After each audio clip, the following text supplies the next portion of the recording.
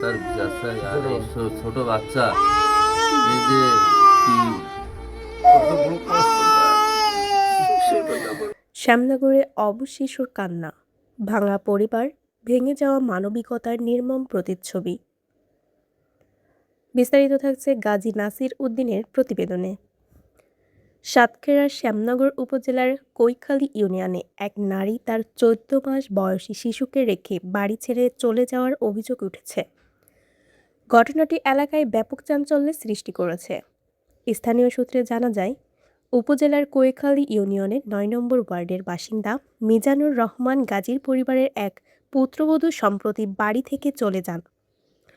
অভিযোগ রয়েছে, তিনি তার শিশু সন্তানকে বাড়িতে রেখে অন্যত্র চলে গেছেন।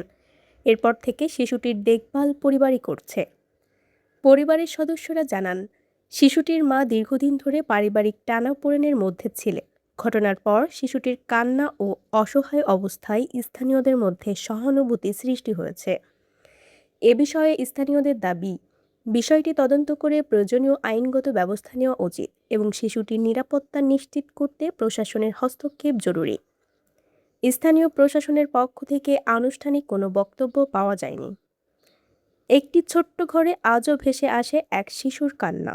মাত্র ১৪ মাস বয়সী সেই শিশুটি বোঝে না পৃথিবীর জটিলতা, বোঝে না সম্পর্কের টানাপোড়েন, বোঝে না কেন হঠাৎ করে তার সবচেয়ে আপন মানুষটি তাকে ছেড়ে চলে গেল।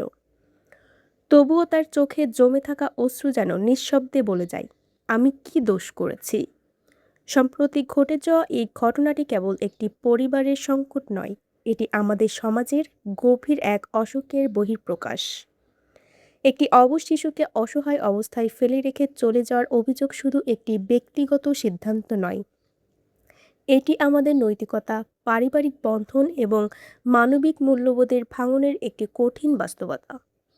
স্থানীয়দের বর্ণনায় জানা যায়, শিশুটি এখন আত্মীয়দের কাছে রয়েছে, কিন্তু তার কান্না থামে না। মায়ের অনুপস্থিতিতে তার অস্থিরতা, অসহায় চোখে চারপাশে তাকানো, এসব দৃশ্য যেন উপস্থিত প্রত্যেক মানুষকে প্রশ্নবিদ্ধ করে, আমরা কোথায় এসে দাঁড়িয়েছি। একজন প্রতিবেশী আবেগপ্লাবিত কণ্ঠে বলেন, ওর কান্না শুনলে মনে হয় বুকটা ফেটে যাবে। ও তো কিছুই বোঝে না, তবুও কেন এমন শাস্তি পেতে হবে তাকে। বিশ্লেষকরা বলেছেন, এমন ঘটনা কোনো একদিনে তৈরি হয় না।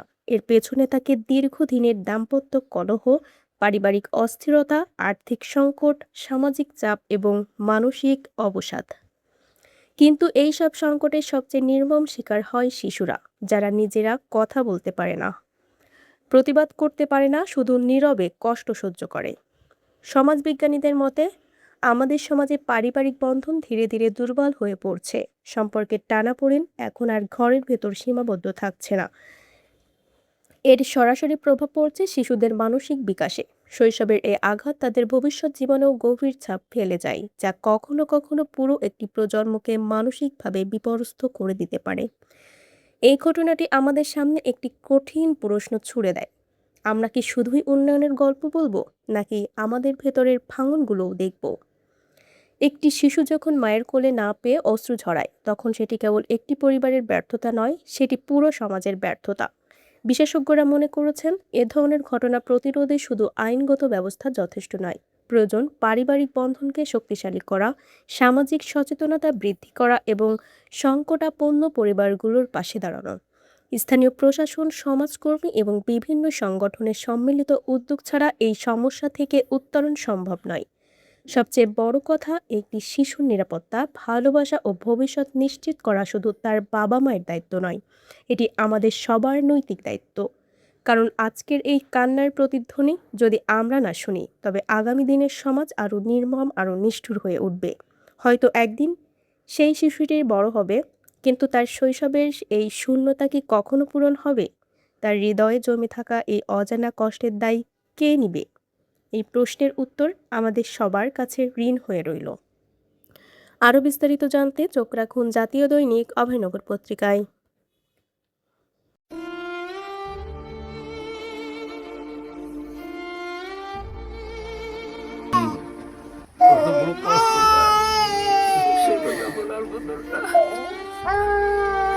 তার বার কাছে ফিরিয়ে দিতে চাই, তার বার কাছে ফিরিয়ে দিতে চাই। যে নিয়ে তার শাস্তি যায়। আমি বাচ্চা মার এই কান্না দেখতে পাচ্ছেন যে কান্দিছে আর রাত্রি বাতিনে রাতে 324 ঘন্টা আমার বিচার, আমি বিচার চাই আমি তার বিচার চাই।